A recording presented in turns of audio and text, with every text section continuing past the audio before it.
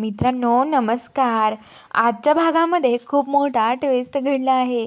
आता इकडं जे मंजू आणि सत्य असतात ते दोघे त्या आता ज्या माणसांना बाळ झालेलं असतं ते तिथून जायला निघालेले असतात आणि जायला निघाल्यावरती सत्य आणि मंजू त्यांना सोडवण्यासाठी बाहेर येतात आणि आता बाहेर आल्यावरती इथे मीडियावाले उभं असतात आणि ते म्हणतात की आम्हाला तुम्हाला एकदा प्रश्न विचारायचा आहे. आमच्या प्रश्नाचे उत्तर देताल का तुम्ही? तर ती माणसं म्हणतात की का नाही? तर आता सत्य आणि मंजू म्हणतात की अहो त्यांना कशाला प्रश्न विचारताय?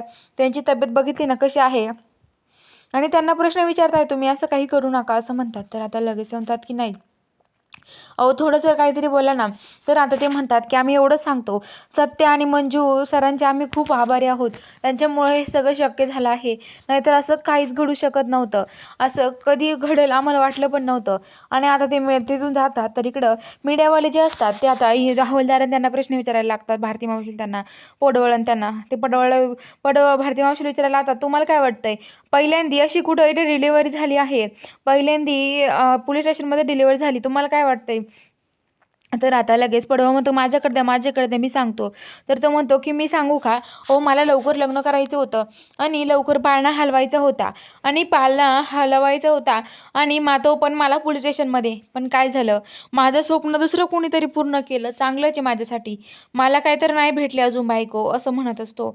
आणि इकडे लगेच मीडियावाले दुसऱ्यांना प्रश्न विचारतात आणि आता ते दुसऱ्यांना प्रश्न विचारतात आणि म्हणतात की हे बघा तुम्हाला काय वाटतंय? तर आता भारती मावशी ते म्हणतात खूप भारी, कारण की असंच पहिल्यांदा झालंय, पहिल्यांदा कधीतरी झालं आहे असं म्हणतात. तर आता लगेच ते म्हणतात की हो ना, पहिल्यांदा असं घडलं आहे की पोलीस स्टेशनमध्ये डिलिव्हरी झाली आहे. त्याचा सत्य आणि मंजूला खूपच आनंद झालेला असतो आणि सत्य आणि मंजू पण खूप खुश असतात. तर आता इकडं सत्या आणि मंजू तिथून जायला लागतात.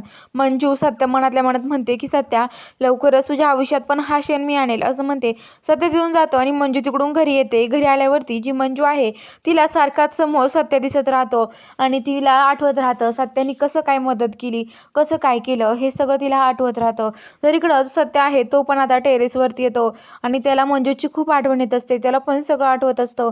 तो चंद्राकडे बघतो आणि त्याला मंजूची आठवण येते आणि तो एका स्वप्नामध्ये गुंग होऊन जातो. ते असं स्वप्न असतं मंजू आणि सत्य ते दोघं तिथे बसलेले आहेत.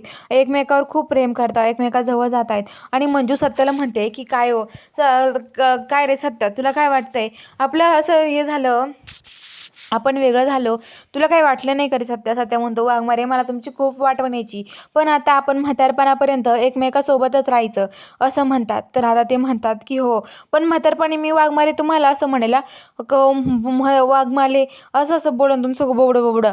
तर आता लगेच मंजू म्हणून हो ना असंच बोलशील सत्या तू खरंच एकदम म्हाताऱ्या माणसासारखाच. तर सत्या म्हणतो की हो ना. आणि ते एकमेकासोबत प्रेमाने तिथे आता फिरत असतात, एकमेकावरती खूप प्रेम करत असतात.